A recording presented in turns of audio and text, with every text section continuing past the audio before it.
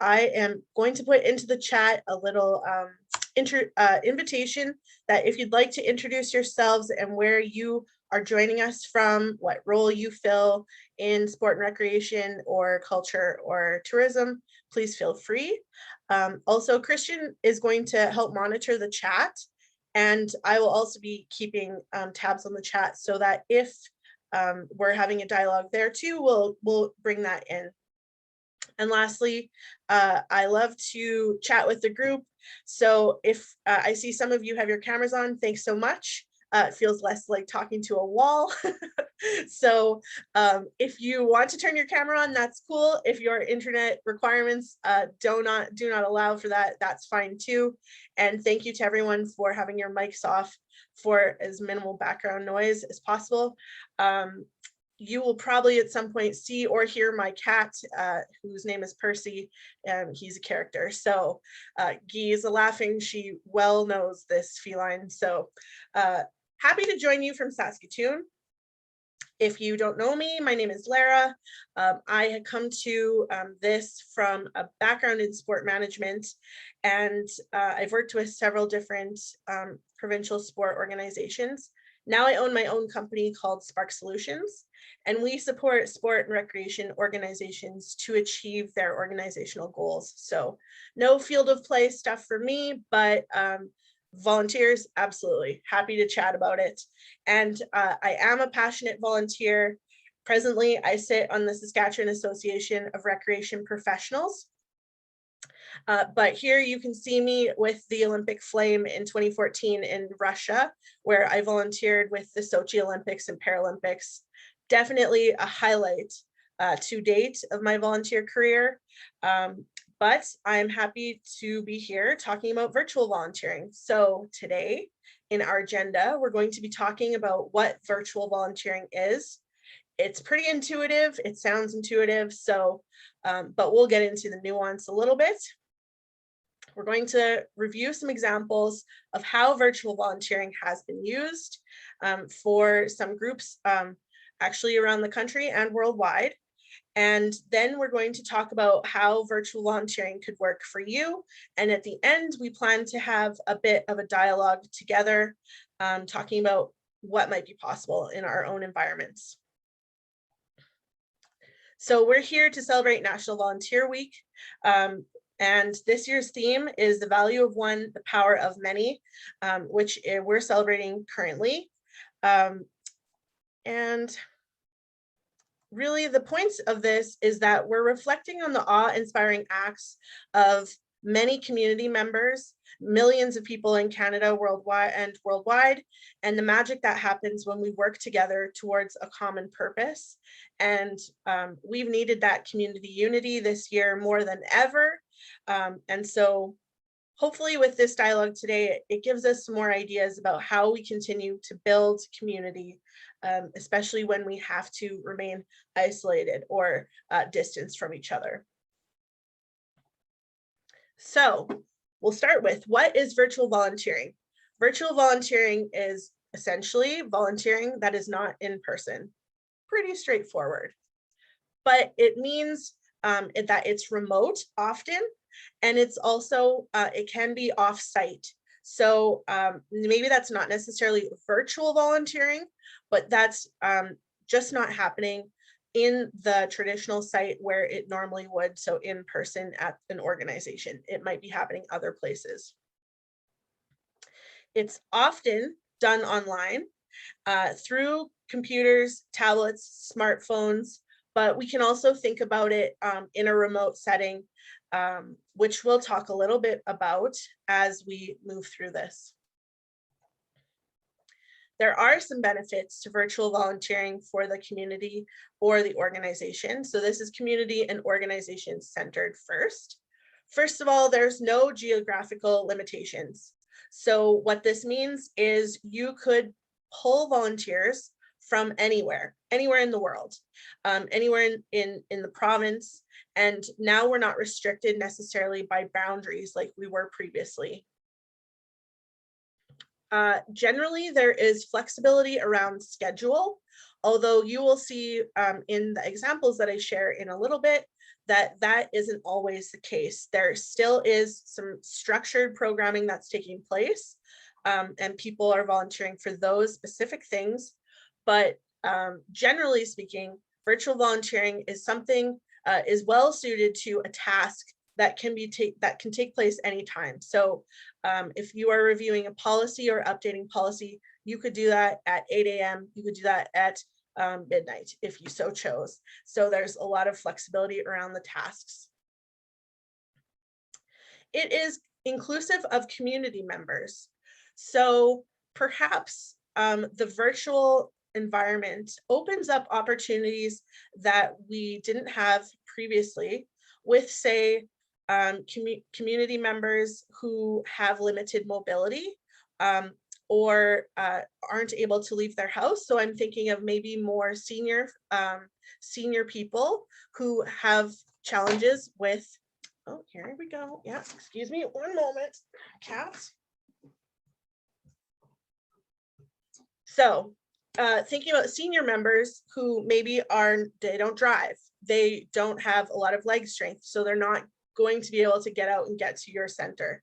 So maybe we're thinking about people for whom technological means is more helpful. So perhaps people with, I used to have a roommate who had dyslexia, and it was very, very helpful for her to use a program to help her read her documents. So maybe if we're doing virtual volunteering now, this makes it more accessible for her to participate.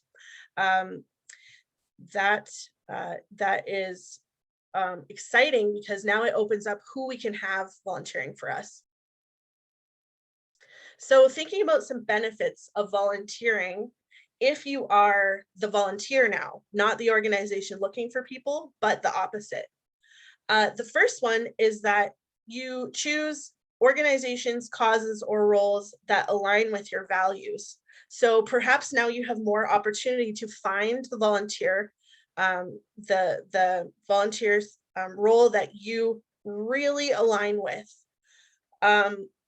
Now perhaps you can work for more options or national options.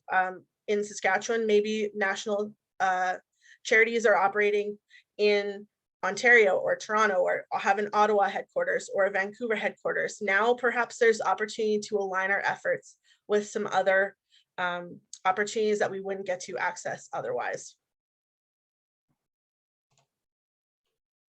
Now we have more options with tasks and the commitment we can offer.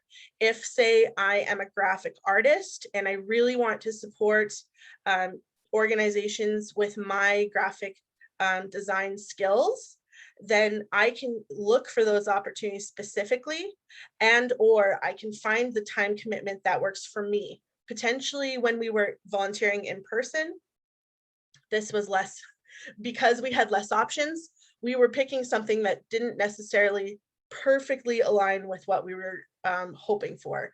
Now there is a lot more opportunity out there. And we can support our community while options are limited. So let's face it, right now, our availability to recreation opportunities, traveling, visiting people, that sort of thing, are limited. And so if we're looking for something to do with it, all of the time we have, well, I'm not going to presume to say that all of us have abundance of free time at the moment, but if we do, we have the ability to support our community in ways we haven't before. So who could participate? The first thing that comes to mind are teens.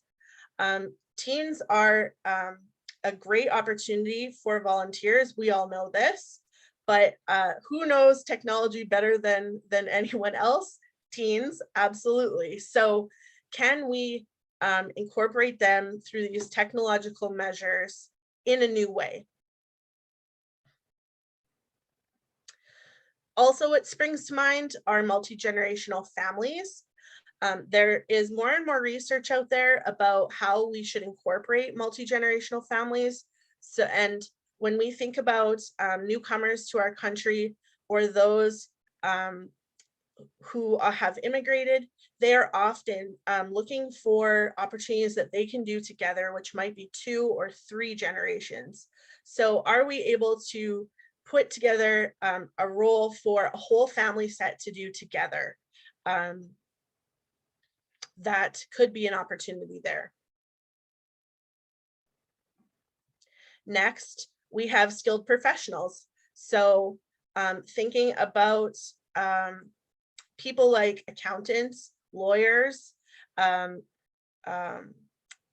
those types of individuals, perhaps they don't have a lot of well, especially accountants with tax time right now, they don't have an abundance of time, but perhaps if we structure these roles that they could do in a virtual capacity, then perhaps that means that they could participate at the end of the day if they can do something for 15 minutes when they have free time, or they have a block free in their schedule that they could use. So skilled professionals definitely comes to mind when we think about volunteering virtually. Retirees and seniors could participate, and I think that initially we might think, well, seniors particularly might not have a lot of skills with using virtual mediums, or might not have access to technology. And I think that possibly is true, but if we can work around that or provide some education to build up skills to show people how to access Zoom, how to access a meeting, or how to send emails, maybe we are opening up a new segment of population that we could utilize. And I mean, let's be honest, my grandma has passed away several years ago already, and she never had a computer, but the computer age is more and more commonplace. So those who are familiar with technology, the age is just getting older. And lastly, like, let's just not segment ourselves. I really think that virtual volunteering could be an opportunity for everyone to participate.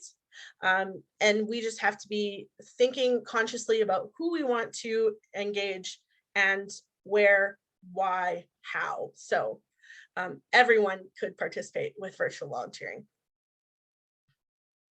Okay, so we're going to get into some examples. So I have prepared 4 examples, and the first one is called Needs Inc. They're an organization out of Winnipeg, and these are the types of virtual volunteering opportunities that they've been offering over their time this past year. So Needs Inc. was developed, it's a charity, it's a nonprofit organization, and they were developed by newcomers to Canada, mostly women, and they offer a variety of newcomer services in Winnipeg and surrounding area. So they have continued, what they did was they flipped all of their programming to virtual. Very impressive. So they've been offering a homework club, which their youth sign up for, as you can see here on the left. And they essentially do tutoring and mentoring in skills. They book time slots and they're paired together to do homework support. They also have been doing a lot of arts and crafts online. So over their their Easter break and their February break, they put together on this poster on the right a variety of activities. And what they did was have volunteers pack packages. So people had to sign up. They packed packages of art supplies, some games, and then they had the volunteers deliver those packages to people's houses. And then they also had Zoom meetings so that people could participate in the games and events, and they had the stuff they needed. So their volunteer efforts were multifaceted there. And these things were obviously scheduled, but the packaging of the supplies and the distribution of those supplies could have happened really at any time. So there was flexibility for several types of volunteers here. They are currently accepting volunteers as well. So if that interests you and you have some skills with drawing SpongeBob SquarePants here, perhaps you can offer your skill sets, because I mean, the two children you can see here in the screen don't look thrilled, but those are some pretty stellar SpongeBobs. So I think there's lots of opportunity there. So the second organization who's using virtual volunteering right now is the Regina 2022 Saskatchewan Winter Games. So they kicked off some point in the last year, which means almost everything they've been doing to this point is virtual.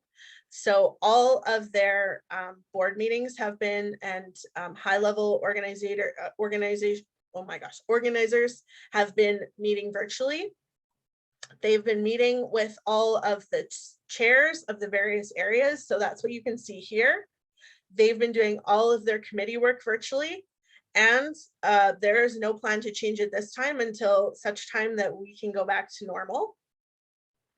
So they hope, they really hope that they will be able to go back to normal, but they've had to adapt and do everything that they're doing virtually through Zoom. So they will be doing volunteer training.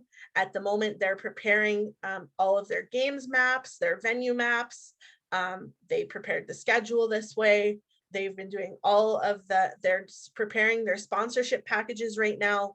All of those things are happening virtually. So if there's any questions about how that organization is operating, like, the answer is virtually. Okay, so the third organization is also out of Winnipeg, and they are called A&O, Support Services for Older Adults. So they have been doing some volunteering, which traditionally they support older adults in their variety of services. So one of the things that they've been doing here, you can see on the left, is delivering a phone call buddy type of volunteering. So you call seniors and you just chat with them. And here you can see a testimonial. Prior to Senior Center Without Walls, I was alone for 3 years. I didn't go out and I didn't have anyone to talk to. Now I have all kinds of people to talk to. Just having someone to talk to make me feel better about myself, which is truly heartwarming to me. They've also been doing some group calls. So they had a holiday party last December with all of the volunteers and all of the participants on Zoom. So you can see there were quite a lot of attendees in that program, and they did some education about how to get onto Zoom. They played some games here. They did a variety of services. And we're going to now hear from, not going to profess to know how to say his name, Nazar, and he's going to talk a little bit about his experience here.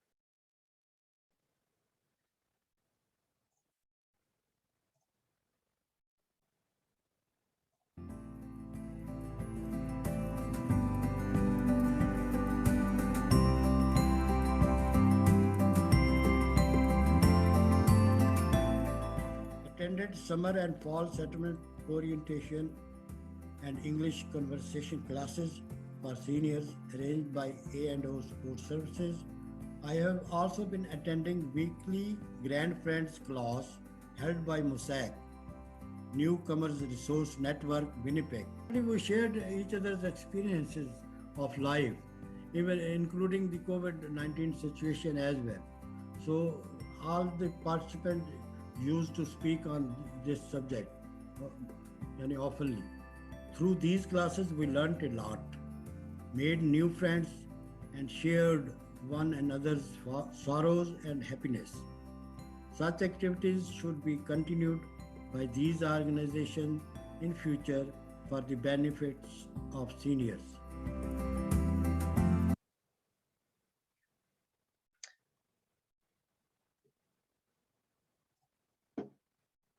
So that's very heartwarming to me, because my one remaining grandma lives in a long-term care. She through various parts of this year has been able to see people in the building that she lives. But for some parts of this past year, she has had to be isolated in her room where she couldn't go out and visit with people. And I'm sure that's a lot of different long-term cares, especially the communities with outbreaks.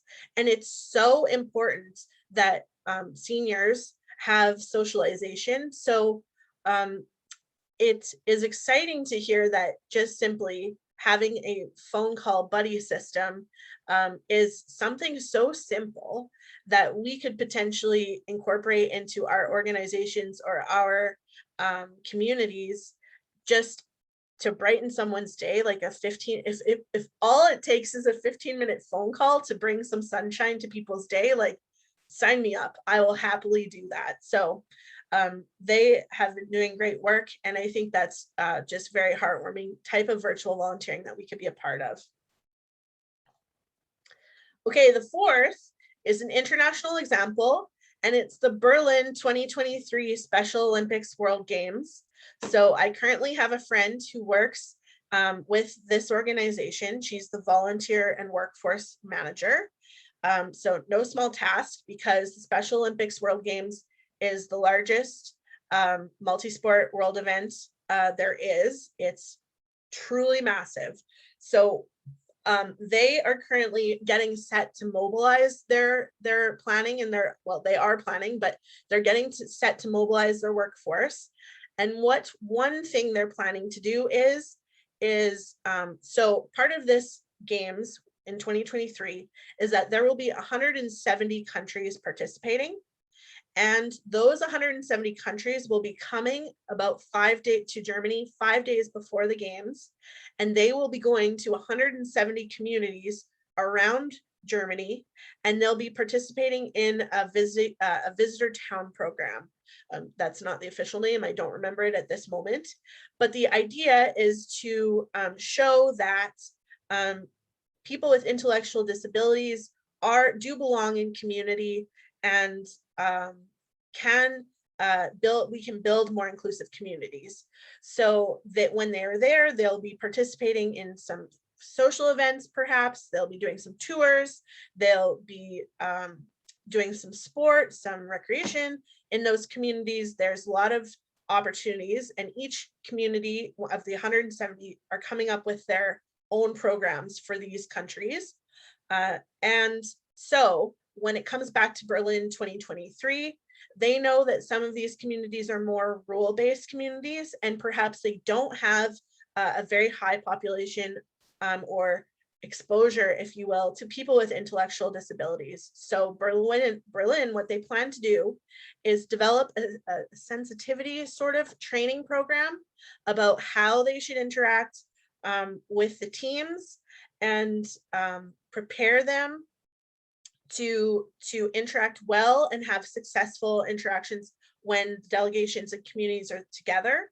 And so they're going to train the trainers, and then those trainers in those 170 communities will go around to, say, hotel workers, restaurant workers,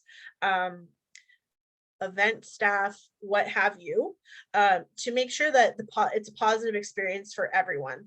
So when I was in Sochi, up to that point, there was no, they started planning 10 years in advance, because there was no culture of volunteering there. So they had to actually go train people in Russia. This is what volunteering is. You do work with the expectation of no pay, you commit your time and your skills, and they really had to build a culture. And it was somewhat the same thing. We went through a sensitivity training when we were there, which for me as a Canadian, I was like, okay, this stuff is very simple. But for other parts of the world who don't have as much exposure with people with intellectual disabilities or other types of disabilities, it's a little bit more foreign. So that's one thing. But the second thing is they do plan, if they have to train all of their volunteers, of which there are thousands. So those are two ways that they plan to use virtual volunteers. Oh, and I forgot a third thing. What they're planning to do also is to start doing some promotion and data tracking. So they'll open up their volunteer platform and people will start applying from all over the world. People go from games to games. And so they'll be having volunteers contacting other volunteers, making sure they have all the data they need, making sure that they're paired in the right functional areas correctly. So a lot of the volunteers will be doing screening of other volunteers too. And Maggie says in the chat, interested to connect to, oh yes, okay, with me, yes, so absolutely. So how could virtual volunteering be used? So I've made a list here and I think there's more items. And so after this, we're going to have a chat about what ideas you have. But the first ideas that I have are the super unsexy things of policy. Either we're writing policy or we're updating policy. Financial analysis or strengthening our financial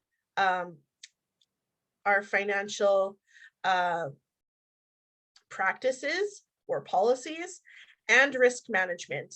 So have we assessed our risk lately? What are we doing to manage our risk? What policies have to come out of it? What do we have to identify? All of these super fun things are things that virtual volunteers definitely could partake in. Next could be website and social media. So I'm currently working with a client who's having a bit of a resurgence after a period of inactivity, and their website is like 6 years out of date, which means practically everything is out of date. So they do have a volunteer who's going through it and updating the website, and also doing their social media. But that springs to mind like those who are younger potentially could rip through this pretty quickly and do it any time of day.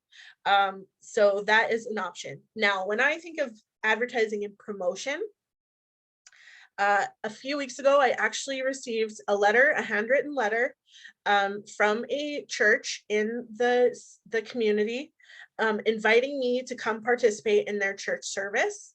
And while I am not interested, I thought surely that individual is volunteering their time to build promotion. And so something that could be done is you simply have volunteers calling so-and-so to say, hey, have you heard about this event that we're running? Or have you heard that we're having an Earth Day cleanup? I think Earth Day starts today. We're having an Earth Day cleanup tomorrow. Why don't you come check it out? We could be building some promotion, not necessarily in a traditional advertising sense, but just volunteers, boots on the ground, getting the word out. Grant writing and proposal writing, that's not for everyone. There are some people who are more skilled and more interested to do those things than others. And by gosh, why don't we find them and let them do their work? So that is one thing for sure. Fundraising is a second option. Everyone is always fundraising if we're in, well, not always, but if we're in this sector, because most of us are nonprofits. So do we have virtual volunteers that could be working on this? And then something that I would find more interesting is doing research or data collection and updating our data. So do we have a membership list? Has it been updated in a while? Do we need more data on how sport, how recreation positively impacts mental health? There's a whole variety for going back to risk management. What I've been doing for one of my volunteer roles is looking into what are the best practices, doing some research to find out how we can do this well. So those are all options. Next, program and event planning. So going back to needs, they were running a tutoring program. So that is program execution, but also they could plan a program. And volunteer program development. Now, I don't necessarily mean any specific programs for volunteers, but I mean, do we have policies about how we manage our volunteers? Do we have an orientation manual? Could this be made at this stage? So from the volunteer life cycle, do we have an intake form? When we're thinking about the volunteer life cycle, maybe there's options about that volunteers could generate here. So the next set of things are what more would be not the virtual, but the remote types of volunteering. First being engagement with isolated community members. So maybe that's phone calls. Maybe that's driving to the long-term care and just walking around outside the building, maybe with some balloons, maybe with some signs, maybe we're just waving. I don't know, but I think that my grandma would really enjoy seeing that. So why don't we do that? That's a very simple way to brighten our day and other people's day. But not only that, it could be we get some volunteers together to prepare some packages of well wishes. Maybe it's a scratch and win ticket. Maybe it's a little package of treats that we can drop off to our assisted living facilities or our long-term cares. Just engaging with isolated community members or those who have to be isolated or don't have the choice, but are on the more vulnerable age spectrum. Next, tutoring and mentoring. This could be a good opportunity to just do some mentoring with other staff or volunteers. An idea that I came across was if we film ourselves reading books, which could be for youth, something that reading a book like the Saskatchewan Public Library has been posting story hour on their social media, but maybe this is also reading for books for people who are blind or are have impairments with their vision, and that's a nice way for them to enjoy a book. Also, we could play some music, have a Facebook Live or record ourselves playing some music and share that with people. And then lastly, preparing some food and making some food packages to share, like Meals on Wheels, for example, or again, just dropping that off with community members who could use a boost. And lastly, something that I saw was maybe volunteering that isn't a formal role, but it's more informal. So some communities in the province definitely had those Facebook groups spring up over the last year that was like, hey, I'm going to get groceries. Does anyone need help? Or does anyone need me to drop something off at their house? Or I'm going here, can I help? Or, oh, I see that you just could have this. Do you need your yard raked? Do you need your grass cut? Just looking around and seeing, like Mr. Rogers says, where could we be the helpers? So I'm sure there are many other opportunities to virtually volunteer. I'm sure there's many other ideas. I'm sure perhaps you even have some now that I've shared this list with you that you're like, oh, how about this? This could work for us. So some things to ensure success, which are some tips that I've received from the people I talked to in preparing this presentation. The first thing is to coordinate volunteers. So this, of course, is something that we should do even if we have volunteering happening in person, but we should either have one person that people can talk to if they have questions, or perhaps we have a volunteer coordinator to wrangle all of our volunteers. Just one point of contact and making sure we're keeping our finger on them and we're there to support them if required. The second thing that someone shared with me is that normally if we were in person, we would get to know our volunteers. We would be able to strike a relationship because we're seeing them in person on an occasional basis or a regular basis, but that clearly isn't happening now because we're not seeing each other in person. And so making sure that we're not just showing up to Zoom meetings and leaving with only business and no pleasure or fun, but making sure that we are connecting with people. Maybe we're phoning them to make sure that they're doing okay in their volunteer role, or making sure that we're adding some fun elements just to interact a little bit more. Making sure meeting times are productive. So if you're going to meet for an hour, you might as well make it an hour that is worth people's time to be there. and not a waste of time. But also, also making sure that we're covering content and we're prepared to do that, so that if they're giving an hour of their time and that's the only hour they had, but they gave it to you, that we're making forward progress. We also have to remember that, okay, so I spend on average 5 hours every day on Zoom because I work remote right now. So that's just the way it is. But there are many others, and I have to remind this to myself, who are not comfortable with Zoom.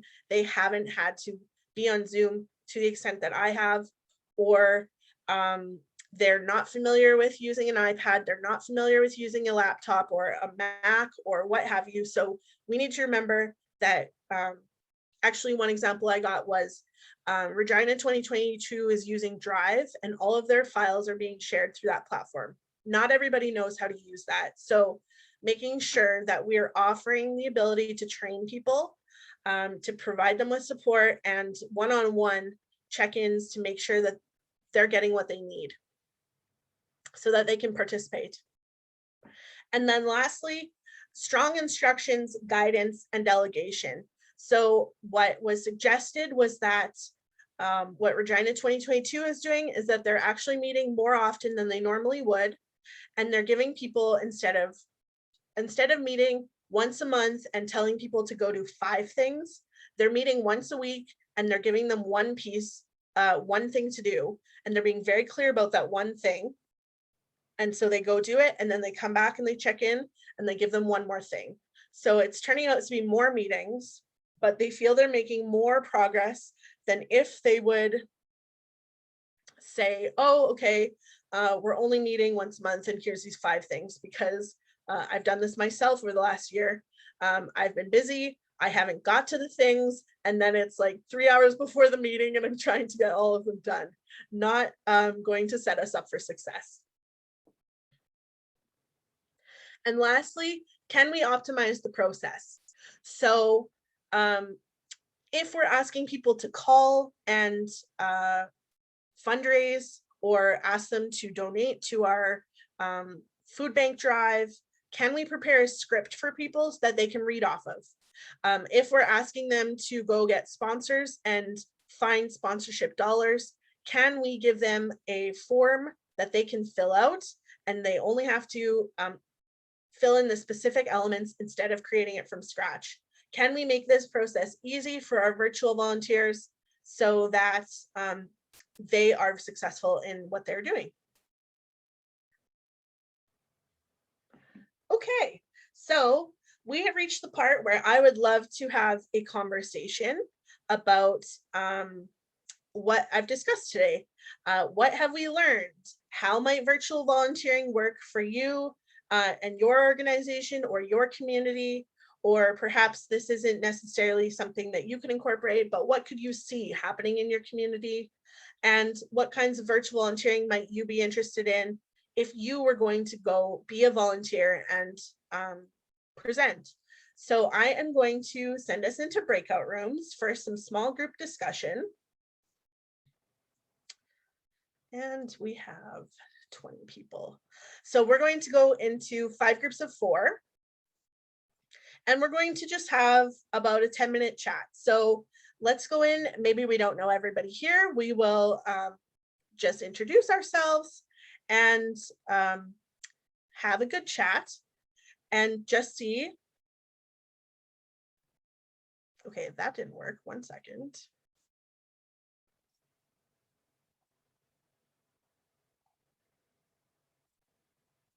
There we go.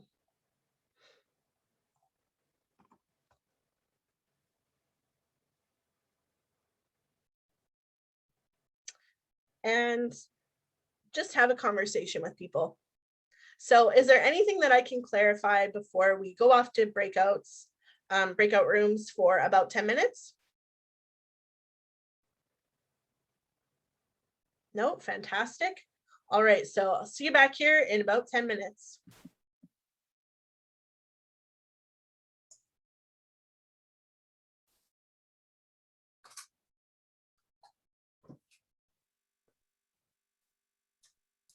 Hi, Christian. Hey, Nancy. It's been a long time since I've seen you.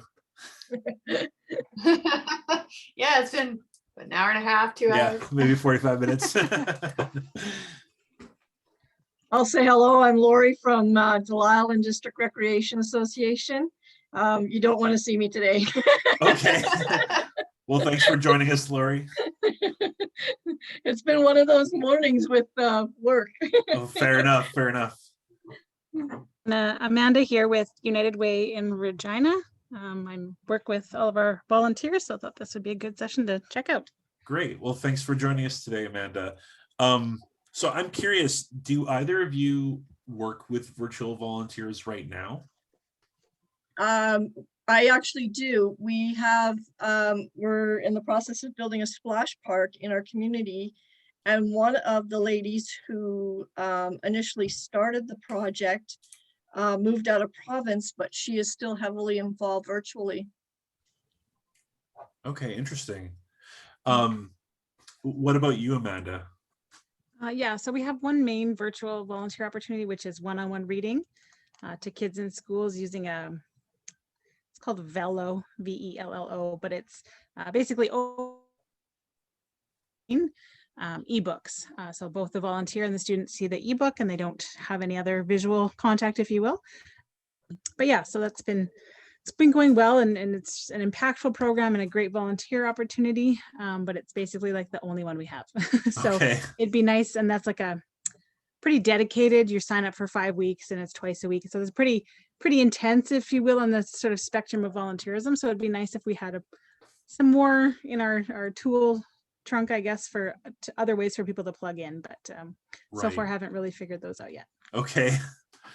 Yeah, at SPRA, we don't actually do a lot of work directly with volunteers. Most of the work we do is, trying to support our members, like communities and organizations with their volunteers. The most, I guess, in terms of volunteers that we do is we have, we'll help do like worker placements for students and practicums and things like that. But Nancy, are you doing any volunteering in your personal time? I know sometimes you volunteer for libraries. Yeah, in the past, actually, I'm not doing it right now, but in the past I've been a beta reader and a copy editor on a volunteer basis for aspiring authors, mostly through Royal Road, which is like an international thing. But that's like, it's very much on your own time, although the author usually has like a deadline for you. So it's. Right. Yeah. I guess my volunteer experience is kind of limited to doing volunteer social media for the Saskatchewan Book Awards. And I could easily see how that could be done virtually. That'd be pretty easy, actually.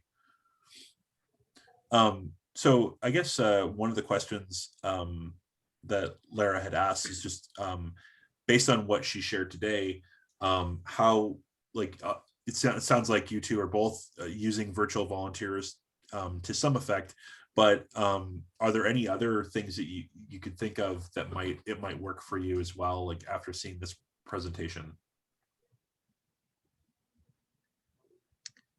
I guess I'll jump in. The biggest thing for me, and it's always a good reminder, like the fact that it is more accessible. Even the thing that we're doing, you literally you can volunteer from your mobile phone, or obviously it can be at home, it doesn't matter.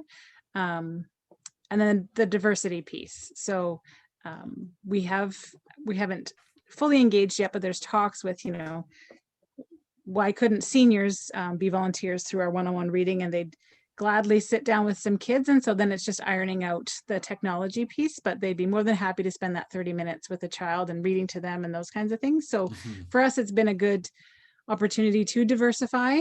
And then it's just kind of pushing yourself to figure out how does that work. Not that we're not opposed to it, but just kind of figuring out the logistics. But it's been a nice kind of unexpected outcome, and a nice one that we weren't expecting. Right. Yeah, it's interesting. One of the things that Lara mentioned early on in this presentation that I hadn't really considered, and I guess it's something that for those of us who are from Saskatchewan or maybe even born in Canada, we don't think about, is like the role that multi-generational families have with many newcomers, and the fact that families want to do things together throughout the generations, I think is really important to remember. What about you, Laura? Did you learn anything that you think might apply as well to Delisle? Well, something that actually tweaked for me was the fact of my untapped resources, because you don't think about offering to let them do it virtually. And now it's like, oh, well, wait a minute. So that was something that was a key tweaker for me.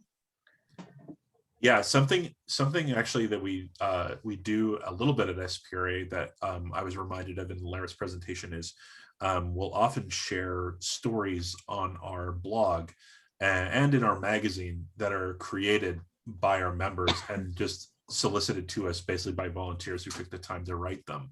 So certainly, for any nonprofit organization, but even for a small community, if you're having trouble, sharing stories or getting the word out about the work that you do, soliciting help from volunteers in your community or from the volunteers that you work with could be one way to get your story out, especially if you're writing things about, say, the human impact of your work. It's always great to get those stories directly from the people who have been impacted by them.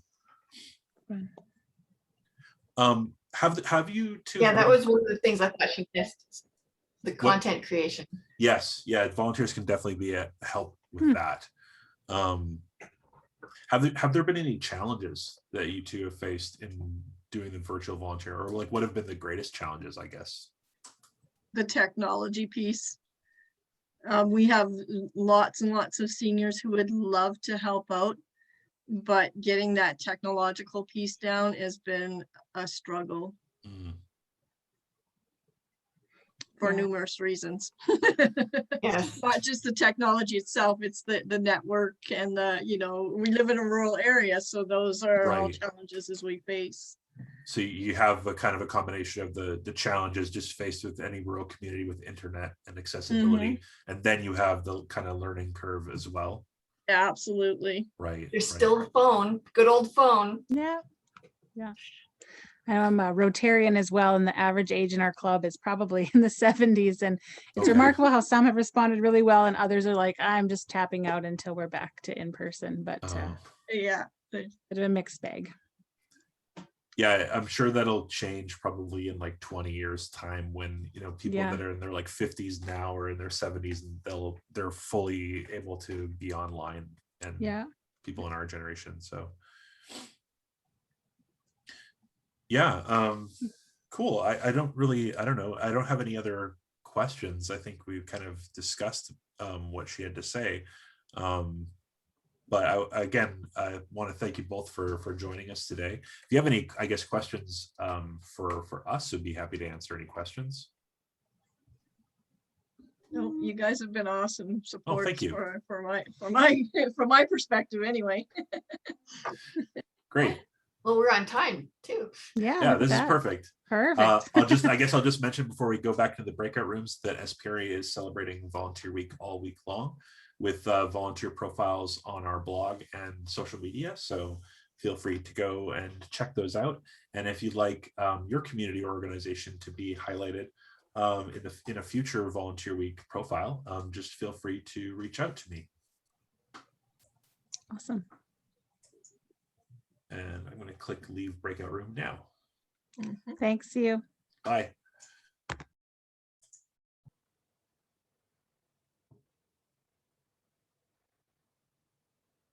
Welcome back.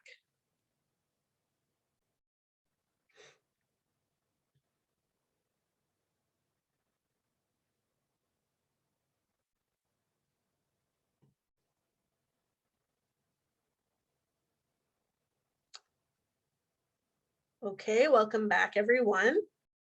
So I hope that you met some new people in your group, or maybe this is just a small community, but I hope you met someone new and at least had a little bit of a conversation about what ideas you have.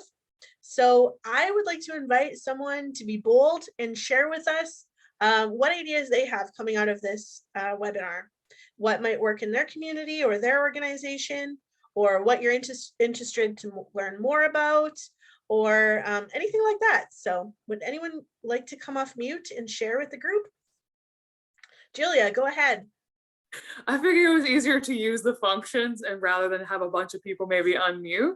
But Totally. we actually didn't get too far in the questions, is because we ended up kind of chatting and sticking on to one subject. But before I get into that, the one overarching theme that we had come up with as a group too was that we were pleasantly surprised by all the examples you provided when it comes to not only virtual volunteering, but just coming up with creative ways during this challenging time and how to engage those volunteers. So thank you very much for that.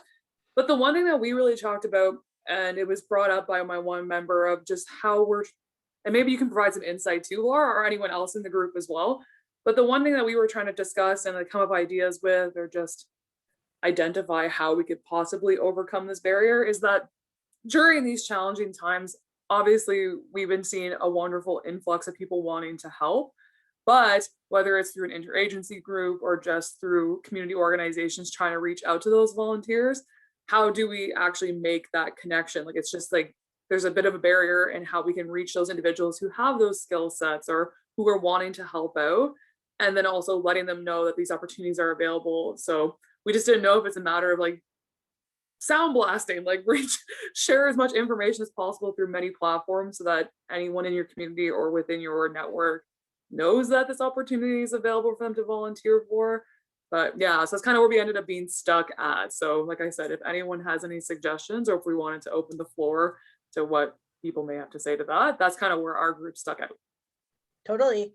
So I was surfing needs, the group, Facebook group, to see what other types of volunteering they had. And I was actually just looking for pictures to put in this presentation. And I saw they must have a social media scheduling app, like, well, you can actually use Facebook, or you can use Instagram, or you can use Twitter if you're scheduling your stuff, but you can also use platforms that do all of those things at once. And I think that they must have set that to just go off on a regular, it's the same post with the same blurb, and it says like, would you be interested to participate? If so, we've got the opportunity for you. Click here to learn more. And I saw that 4 or 5 times on there. I mean, I scrolled back to like almost October, but I saw that 4 or 5 times. So I think that's one way. And then my secret second way is like, don't yourself, the organization, like it, but all of your staff go like the post, because the more the other people like it, the more people see it. It's just the analytics of it. So I always try to do that to at least amplify the post, and hopefully that gets out. One other thing is that there are some organizations who allow you to post your opportunities. So the Saskatchewan Nonprofit Partnership Network, that's one. Volunteer Canada, if it's a sport related thing, CIRC, Sport Information Research Council, those people post their board of director positions there all the time. Now, I don't know if you have to pay or not, but that might be an option. I don't see why SaskSport, or if SPRA also has a job board, you couldn't post these things there. Like, and also if they don't allow that, then why not change? Why wouldn't now be the time to change and change our practice? So those are some thoughts, but does anyone have any other thoughts that Julia just is looking for now? Something that's come to you?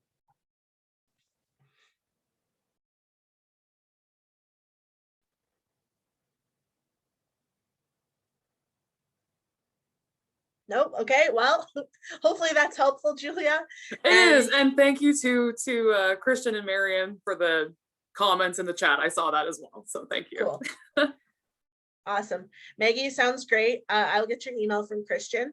And anyone else willing to share just one thing that they're thinking about, how they might incorporate virtual volunteering in their environment? I don't mind sharing. Sure. I'm a chair of a committee for our national organization, and so I'm part of a group of all the chairs of all the committees. And I just messaged the group the advice of having meetings more often with set goals for our volunteers, as opposed to right now, we've been told sort of once a month. But I am noticing in our meetings that not much is getting accomplished.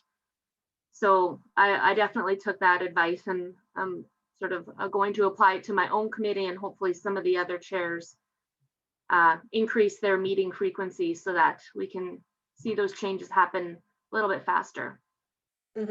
Great point, Alyssa. And from my own work, which is paid work with paid groups, we've been seeing that people aren't reading the materials beforehand.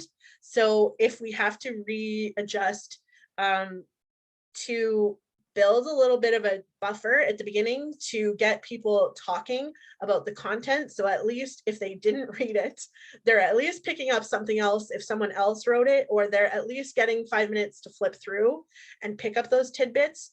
That's some of the things that we've been doing, that I've been doing in my paid work, that could also apply to the volunteering spectrum too. Marion, I saw you come off mute. Did you have something? Yeah, if I can like shamelessly plug the award program, like our program is, while it's a youth development program, in actuality, what it is a framework for adults who are working with youth. And a huge component of the program is that the young people have to volunteer. So if you're trying to figure out ways to get youth more involved in your community or more active in your community as volunteers, the award framework is actually a really fantastic way to do that. And it provides great recognition to the young people who do actually complete the award program. So I put my email address in the chat earlier, but you can also just go to our website, dukeofed.org. There's lots of information there. Awesome. Thanks so much, Marion. And thank you to everyone who just shared and for participating in the discussion. We only have 2 minutes left, so I'll be super quick with the rest. But here I have included some support and resources. So Volunteer Canada has a page specifically about virtual volunteering. Volunteer Manitoba I put here because they're like the provincial group. Saskatchewan doesn't have one, but they did tell me when I spoke to them yesterday that they work with Saskatchewan-based organizations often, so they would welcome that. And all they have been doing this past year is working directly with organizations who were doing in-person volunteering to flip those to virtual. So I think that they have 5 or 6 experts in that regard. I spoke to one. She called me back quickly. She was super helpful, super passionate. They're great. Charity Village has a lot of skills, skill building articles, all sorts of stuff. Saskatchewan Nonprofit Partnership is another area. Volunteer Connector is also a Saskatchewan-based thing. Christian tells me, which I added at the very last second. But there are lots of opportunities, and by all means, I am able to help. This is one of the services areas that I provide in my business. You could call your district or call SPRA, and they might not be able to help you directly, but they could send you in a different direction. So if you are a volunteer, I would like to say thank you for volunteering in all the ways you volunteer and contribute to your community. Pat on the back to us all. Thank you for joining us today. Thank you for joining me. There's my website, there's my email, there's all my socials. You can find me in the places, not the TikTok, but the other places. And thank you so much. I will turn it back to Christian. Okay, thank you so much, Lara, for that great presentation. And thank you all in the audience for joining us today. I just wanted to mention that SPRA is celebrating Volunteer Week all week long, and you can find profiles on various volunteers throughout the province that will be published daily on our blog and also shared on social media. So you can check out our Facebook page or our Twitter page or our blog to read these great volunteer profiles. And we'll be sharing this video later on social media as well. So again, I appreciate every one of you who came and participated today. But if you'd like to share this presentation with your friends or colleagues, you'll be more than welcome to do so once it's done. So again, for more information about programs and services and supports provided by the Saskatchewan Parks and Recreation Association, you can visit spra.sk.ca. And yeah, I hope you have a great day. Thank you. Thanks so much.